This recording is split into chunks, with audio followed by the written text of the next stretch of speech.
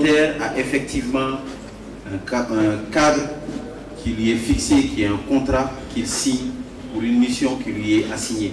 C'est pour cela que je parlais de mission, parce que le volontaire, on lui assigne une mission qui est cadrée dans un texte qui est le contrat que vous signez avec la structure de volontariat. Le bénévole, ce n'est pas le cas. Donc c'est pour cela que je pense qu'avec les directeurs, nous avons dit de voir à créer un pont entre les bénévoles qu'il y a, les acteurs qui sont sur le terrain, qui ne sont pas forcément liés à une structure ou à une mission donnée, et le volontariat. C'est-à-dire que de telle sorte qu'un bénévole détecté et on voit qu'il est engagé dans sa communauté, comment ce bénévole peut passer de bénévole à volontaire. Et que le Centre national de volontariat puisse avoir un vivier de bénévoles sur lesquels il va pouvoir piocher pour en faire des bénévoles, des volontaires. Donc ça c'est un volet que peut-être j'aurais dû m'attarder, comme j'avais la pression du temps aussi, mais c'est un point qui est important qu'il fallait souligner. Comment se maintenir dans une structure? Alors, on va prendre un exemple. Lorsque vous avez des fleurs chez vous, comment vous entretenez les fleurs pour qu'elles ne meurent pas? Vous arrosez. Comment vous entretenez pour les hommes vos femmes pour qu'elles ne partent pas? D'accord. Lorsque vous travaillez, c'est la même chose. Lorsque vous travaillez, c'est la même chose. Lorsque vous travaillez, c'est exactement la même chose. Vous êtes dans une structure. Même si vous êtes stagiaire, dans une structure, dans une société, lorsque vous êtes investi dans la structure et que l'employeur voit que vous êtes quelqu'un qui est déterminé, qui est engagé, qui est disponible, parce que malheureusement, il y a des stagiaires qui ont l'impression d'être les directeurs, les DG. Ils viennent à 8h, comme le DG, à 16h, ils regardent la montre, ils s'en vont. Aujourd'hui, les employeurs veulent des acteurs qui sont disponibles. Parce que des fois, il y a des imprévus. Et dans toute entreprise, même moi en tant que ministre, et je pense que c'est la même chose même pour les directeurs, pour tout acteur qui gère une structure, un département, une organisation, il y a des gens sur qui tu sais que quand c'est brûlant, quand c'est chaud, quand c'est urgent, c'est à eux qu'il faut donner. Il y a d'autres, tu sais, si tu donnes, c'est fini. Ça, tu es foutu avec ça part avec la chose. Mais quand c'est urgent, même dans les associations, vous les avez, vous qui avez des associations. Vous allez voir l'association, on va dire 25 membres. Lorsqu'on va dire l'activité a commencé, vous êtes 10. Lorsque ça va chauffer, vous êtes 5. 3. Bon. C'est la même chose. Vous voulez maintenir votre emploi ou vous voulez être recruté dans une structure. Rendez-vous indispensable. Faites de telle sorte que le ministre, le directeur, le président de l'association ou de la structure ne puisse pas se passer de vous. Il faut être toujours présent. Il faut être toujours volontaire. Il y a quelque chose à faire. Oui, monsieur le directeur, monsieur le ministre, monsieur... moi, je peux le faire. Je vais le faire. Ça ne fait pas partie de votre mission. Ça ne fait pas partie de votre travail. Mais vous êtes disponible à le faire. Vous allez le faire une fois, 2 fois, 3 fois, 4 fois, 5 fois. Il ne pourra plus se passer de vous. Même à la maison, il va vous appeler. Ah, j'ai tel problème là. Qu'est-ce que je... Bon, il faut dire... Non, on va dire à Ousmane. Il ne faut pas dire à Ousmane, papa. Ousmane, là, avant qu'il n'arrive au bureau, ça va trouver que le problème là est passé à un autre niveau. Non, il faut dire à Zan. Non, lui là, quand tu vas lui dire, tout de suite il va aller au bureau. Et pourtant, ce n'est pas son travail. Donc vous allez voir des fois des employés qui sont dans une structure, mais ils font tout. On le voit faire tout. Parce qu'en réalité, il s'est rendu indispensable. Donc quand vous êtes dans une structure, rendez-vous indispensable. Vous n'êtes pas le boss. Il y a un seul chef. Le directeur est là. Ou bien le PDG de votre entreprise est là. Si vous vous conduisez comme le président du directeur général de votre entreprise, mais vous ne voulez pas rester. C'est que vous voulez partir. Vous voulez le concurrencer. Rendez-vous indispensable, il ne va jamais vous lâcher. et vous allez avoir des promotions. En tout cas, c'est le secret que moi j'ai vu. Peut-être il y en a d'autres, comme il n'y a rien d'universel sur certaines pratiques, mais en tout cas, c'est peut-être une des pratiques qui marche le mieux. Vous voulez durer dans une entreprise, rendez-vous indispensable. Soyez disponible, soyez engagé. Je pense que c'est le secret que je peux leur dire. Très bien dit, monsieur le ministre. Comment valoriser le volontariat au Mali, surtout quand on sait que certaines personnes estiment que les volontaires sont ceux qui n'ont rien à faire. Écoutez, je voyais une image souvent circuler où on voyait un homme sur un âne, sa femme et ses enfants marchaient. Et les gens, qu'est-ce qu'ils lui disaient? Mais lui, là, il est sans pitié. Lui, comment il fait pour monter sur l'âne? Il monte sur l'âne et sa femme et ses enfants sont en train de marcher. Lui, là, vraiment, ce n'est même pas la peine. Il y a l'autre image qui sort. Sa femme est sur l'âne. L'enfant et le papa sont en train de marcher. Ben voilà celui-là. Là. Il est à la disposition de sa femme. Il a peur de sa femme. Comment lui, en tant que chef de famille, lui, là, il peut marcher et sa femme est sur l'âne. Il a l'enfant qui est là, bon, c'est comme ça, on gâte les enfants. Voilà, l'enfant est dessus, il regarde les parents marcher. Ils ne sont même pas intelligents. Donc finalement, pour régler le problème, il s'est dit, bon, si tous les trois on est sur l'âne, on dit, voilà, ils veulent tuer l'âne. Ah, ces gens-là, ils sont méchants. Ah, mais regardez des gens comme ça. Tout ce que vous allez faire, vous allez toujours trouver quelqu'un quelque part qui va critiquer. Ne cherchez pas à être unanime. Cherchez à être juste et à donner le meilleur de vous-même. C'est la seule solution pour le volontariat, pour le valoriser. Aujourd'hui, ce que on a dit hier d'ailleurs aux différents directeurs, c'est de trouver le moyen de modifier les textes. Parce qu'au niveau de l'État, c'est un peu compliqué. Des fois, nous avons la volonté de faire certaines choses, mais nous sommes obligés de changer les textes pour les adapter au contexte actuel. Aujourd'hui, nous avons vu que notre jeunesse, de façon globale, en réalité, vous êtes des jeunes très engagés. On voit que les jeunes ont envie de faire quelque chose. Peut-être certains ont envie, mais ne savent même pas qu'est-ce qu'il faut faire. Mais ils ont cette volonté de réussir. Ils ont cette volonté de pouvoir poser des actes. Mais peut-être qu'ils ne sont pas orientés comme il le faut. Donc aujourd'hui, il faut que nous puissions mettre en place des cadres qui puissent vous aider, vous, selon votre vision, selon les actions que vous voulez poser, selon votre engagement et votre détermination, pour pouvoir faire briller votre talent.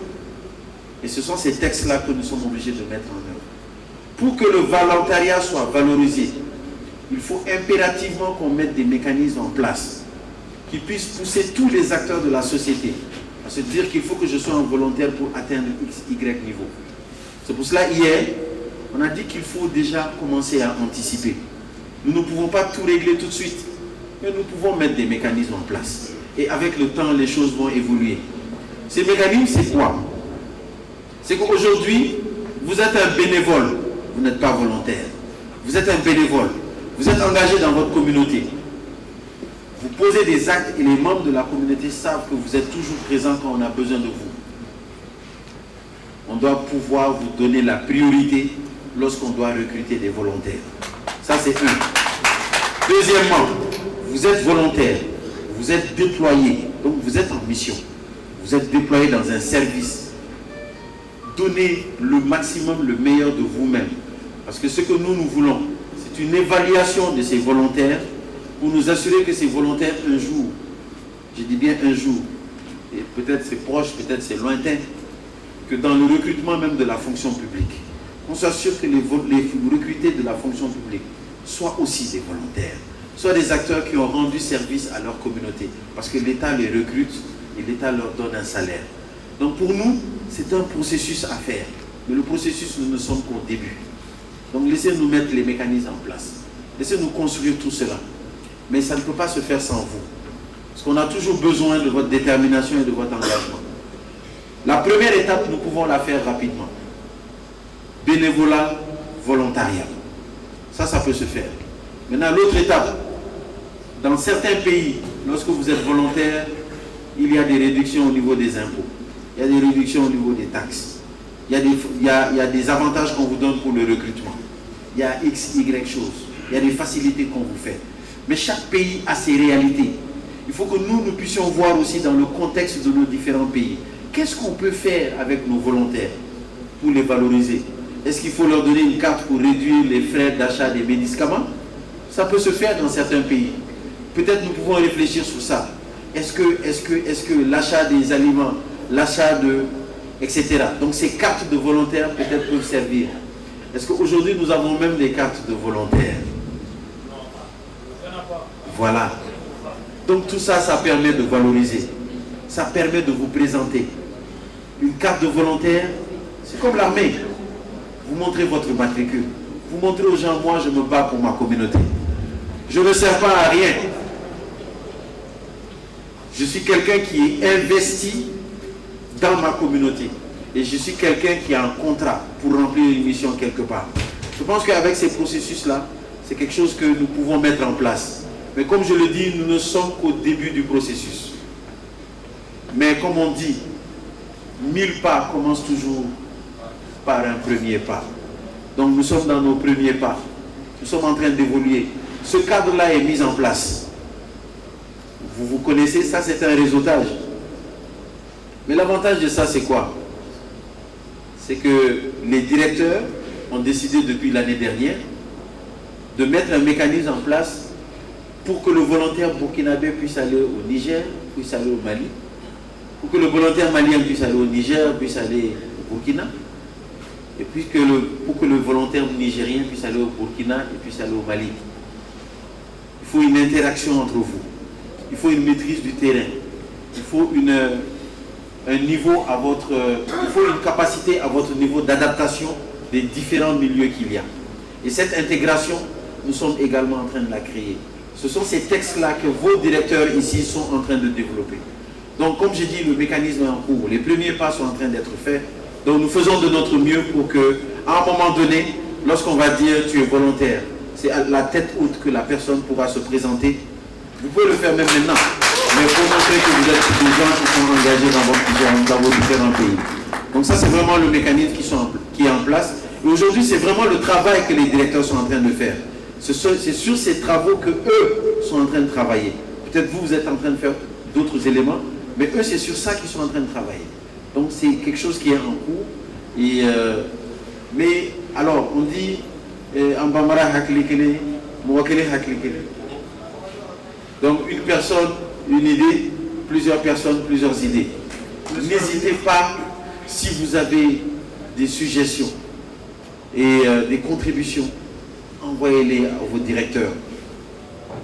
Ça peut toujours aider à améliorer vous-même vos conditions et surtout les conditions des futurs volontaires également. Voilà, merci. Monsieur le ministre, est-ce que dans cette même dynamique, il a envisagé déjà une politique d'autonomisation des jeunes à l'échelle des 3 pays de la question? Pour le moment, non. Pour le moment, non. Mais aujourd'hui, tous les départements ont reçu comme instruction, tous les départements des 3 pays d'ailleurs, ont reçu comme instruction de trouver le moyen de travailler, de collaborer et d'harmoniser.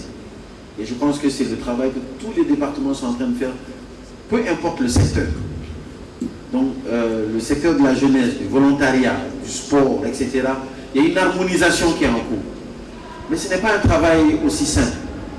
Parce que cela demande que les habitudes que nous avions, comment on peut se départir de certaines habitudes pour les mettre au profit d'autres acteurs qui ne connaissent pas forcément votre milieu. Donc ça, c'est un travail que nous sommes en train de faire dans les différents pays. Mais c'est un travail qui évolue. Vous avez vu, au niveau des forces armées, maintenant, il y a un automatisme qui est là, entre les différents pays au niveau des forces armées. Au niveau de la diplomatie, il y a un automatisme qui est là. Et c'est la même chose qui est demandée à tous les secteurs. Qu'au niveau du volontariat, qui est aussi un automatisme. Mais comme j'ai dit, tout passe par les textes. Et ça, c'est le travail qui est en cours aujourd'hui pour pouvoir avoir cette harmonie que nous cherchons. Un intervenant a voulu aussi savoir, pour ce qui concerne les jeunes non scolarisés, quelle approche aussi pour renforcer leur citoyenneté? C'est une très bonne question. Vous savez, aujourd'hui, nous avons la chance, nous, d'être ici. La plupart d'entre vous, vous êtes scolarisés. Vous êtes peut-être dans des bonnes conditions. Vous savez où dormir, où manger. Ce n'est pas le cas de beaucoup d'autres jeunes. Je me souviens au début de ma mission, j'avais commencé à faire le tour des grains. Peut-être, je ne sais pas si au Burkina on dit grains aussi. On dit grains. Au Niger aussi on dit grains. Fada. D'accord. Je faisais le tour. J'allais, je m'asseyais, je discutais avec les jeunes pour voir le problème. Mais à la suite, j'avais vu un groupe de jeunes qui étaient un peu plus marginalisés. Mais ils s'auto-marginalisent. Ce sont les jeunes qui vivent dans la rue. Et ce sont les jeunes qui sont indexés comme être des jeunes qui prennent de la drogue. Il y a certains endroits ici où ils sont, comme à Raïda, Voxda, dans le Blon. Donc je me déplaçais là-bas, j'allais les voir. Je me souviens, dans certaines de mes rencontres, il y a plusieurs de ces jeunes-là qui me disaient « Mais est-ce que vous êtes sûr que vous êtes ministre ?» Parce qu'aucun ministre n'ose venir ici. Donc, mais ils ont leur langage. Ils ont leur langage, il faut le comprendre. Mais ils n'ont pas eu les mêmes chances que vous. Ils n'ont vraiment pas eu les mêmes chances que vous. Mais ce sont des jeunes qu'il nous faut impérativement sortir de notre zone de confort pour les ramener dans la société. On leur a demandé, mais pourquoi vous vous mettez à l'écart? Ils nous disent que la société même les a mis à l'écart. Parce qu'en réalité, ce sont des jeunes qu'on pointe du doigt comme étant les voleurs. Peut-être certains volent, oui. Peut-être certains se droguent, oui. Certains n'ont pas forcément une vie, on va dire, normale. Je me souviens d'une dame que je n'ai pas oubliée, elle était avec son enfant. Elle a pris le micro, elle pleurait au téléphone. Elle dit, monsieur le ministre, elle dit qu'elle prie et qu'elle nous demande de tout faire pour que son enfant ne devienne pas comme elle. Parce qu'elle, elle est foutue. Effectivement, elle était très maigre, elle consommait beaucoup. Donc, ce sont des gens qu'il faut essayer de ramener. Parce qu'il ne faut pas qu'on oublie une chose. Plus on est dans un environnement qui devient dangereux, plus c'est dangereux pour ceux qui pensent qu'ils sont à l'abri. Donc ça, c'est un travail que nos différents présidents nous ont mis en mission. On doit s'assurer que ce soit tous les jeunes. Et ça, c'est un message que je passe souvent au Conseil national de la jeunesse. C'est la fêtière de la jeunesse. Ça veut dire que c'est tous les jeunes, scolarisés, non scolarisés, des jeunes qui consomment, des jeunes qui sont perdus, des jeunes qui n'ont pas d'emploi, des jeunes qui dorment dans la rue. Tous ces jeunes-là sont des jeunes pour nous. Qu'est-ce qu'il faut faire pour les faire venir? Et c'est là l'avantage aussi du volontariat. Mais c'est aussi l'avantage de l'engagement citoyen du professionnel. Parce que l'engagement volontaire du professionnel, il a une expertise. Comment ton expertise, tu peux mettre ça à la disposition du jeune qui n'a pas ça? Vous qui êtes là, vous avez forcément quelque chose que d'autres n'ont pas. Est-ce que vous vous donnez le temps d'aller dans la rue, rencontrer ces jeunes-là, pour voir à les aider, rien qu'à compter 1, 2, 3, 4, 5, 6, 7, 8, 9, 10? Est-ce que vous le faites? Sortez de votre zone de confort. Aujourd'hui, c'est le travail qu'on nous demande. C'est vrai, vous posez la question au ministre. Oui, c'est un travail que nous sommes en train de faire au sein de notre département. Mais c'est aussi votre travail. C'est à vous de sortir aussi, d'aller voir ces jeunes-là. Ce sont les jeunes que vous côtoyez tous les jours.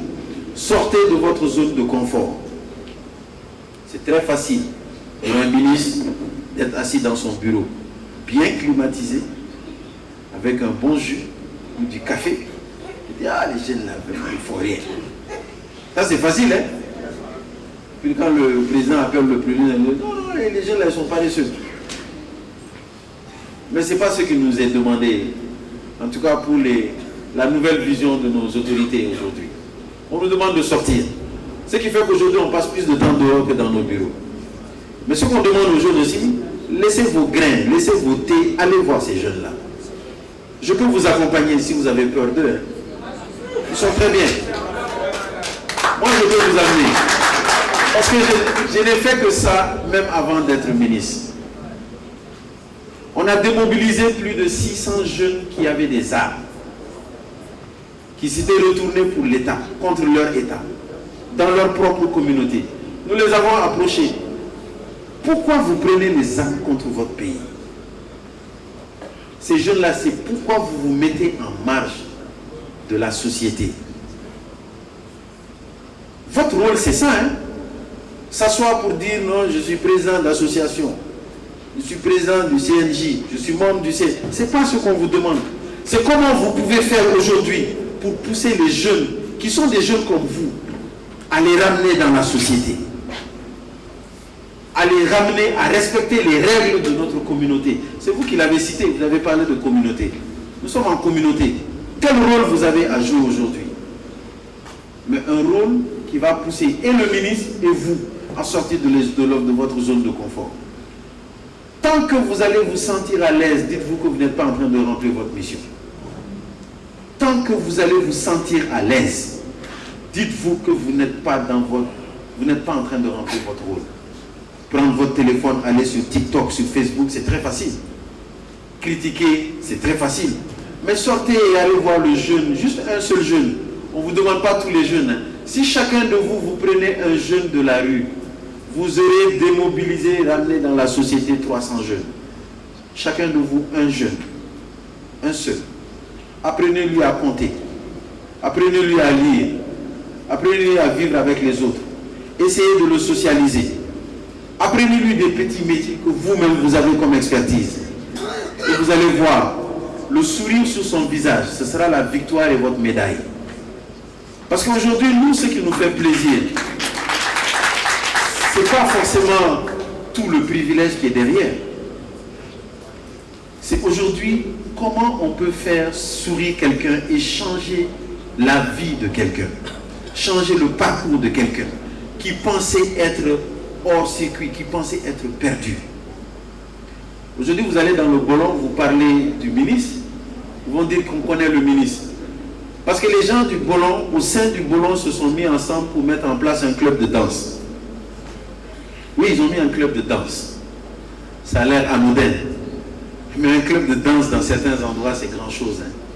Ce club de danse-là, aujourd'hui, permet à chacun d'eux, ou à certains d'entre eux, d'aller prester en Europe. Ils gagnent leur vie en dansant. Et pourtant, ça, c'est un appui. Donc, vous avez la possibilité de changer la vie des gens. C'est ce que je disais dans mon discours. La seule personne qui peut changer votre destin, c'est vous-même. Mais je vais vous rajouter une chose. Le seul blocage qui peut vous empêcher d'évoluer, c'est vous-même. Donc, soyez les meilleures versions de vous-même. Ça, c'est le conseil que je peux vous donner. Et c'est aussi ce que nous prévoyons et que nous sommes en train de faire aujourd'hui pour non seulement les déscolariser, mais les jeunes qui vivent dans la rue. Nous avons un programme que nous allons commencer peut-être l'année prochaine, qu'on appelle Digia, l'espoir.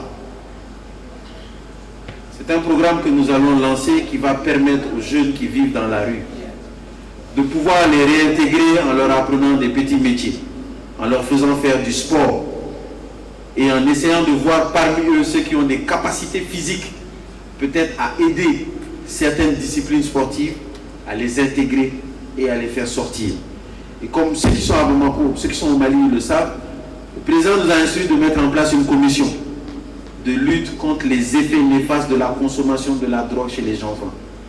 C'est notre département qui pilote ça avec le ministère de la Défense, le ministère de la Sécurité, le ministère de l'Éducation nationale, le ministère de l'Enseignement supérieur, le ministère de la Santé, la mission interministérielle de lutte contre la drogue et puis l'Office central de lutte contre les stupéfiants. Cette commission, elle est là pour aider les jeunes qui sont en train de consommer et qui ont la volonté de s'en sortir, de les aider à s'en sortir. Nous avons des espaces pour ça, où nous accompagnons certains jeunes dans l'anonymat total pour essayer de les aider à sortir. Parce que pour certains, c'est malheureusement une erreur de parcours. Il faut les aider à sortir. Je dis bien pour ceux qui veulent s'en sortir. On ne peut pas aider quelqu'un qui ne veut pas s'en sortir. Parce qu'on va le garder pendant des mois, dès qu'on va le remettre dehors, il va le faire. Mais quelqu'un qui vraiment a la volonté, Il vient par lui-même, on ne le force pas, nous l'aidons à sortir de ce processus-là. Donc c'est ce programme que nous avons au niveau du département. Bon, je pense qu'aujourd'hui, nous avons la chance d'avoir, comme c'est un Malien qui parlait au niveau du Mali, nous avons la chance aujourd'hui d'avoir cette grande réforme au niveau du secteur minier. Vous avez vu, l'État malien a pu récupérer près de 300 ou 400 milliards. Parce que les entreprises minières étrangères, mais tripatouillées, je ne veux pas rentrer dans, mais elles tripatouillent, ces entreprises-là. Donc, elles ont détourné des fonds. L'État malien a demandé de retourner ces fonds-là. Donc, il y a énormément de sommes qui ont été retournées. Le contenu local, c'est fait pour les Maliens. Mais le contenu local, pour moi, c'est fait pour les jeunes. Ça vous donne l'opportunité et la possibilité aujourd'hui, les possibilités aujourd'hui, de pouvoir mettre en place des services directement qui vont être rattachés au fonctionnement du secteur minier. Et aujourd'hui, ce contenu local, ça permet à des entreprises qui ont une expertise dans les domaines de services, dans le domaine du transport, dans le domaine de la livraison, etc. Tous ces services qui sont autour, on a mis dans le contenu local que ce doit être fait avec des acteurs nationaux. Pour le moment, le texte n'est pas AIS. Je dis bien pour le moment. Mais je suis certain que c'est un travail qui va certainement se faire selon les réalités qu'il y a. Mais l'avantage qu'on a dans l'AIS, nous avons dans l'AIS, dépendamment des pays, des ressources minières très importantes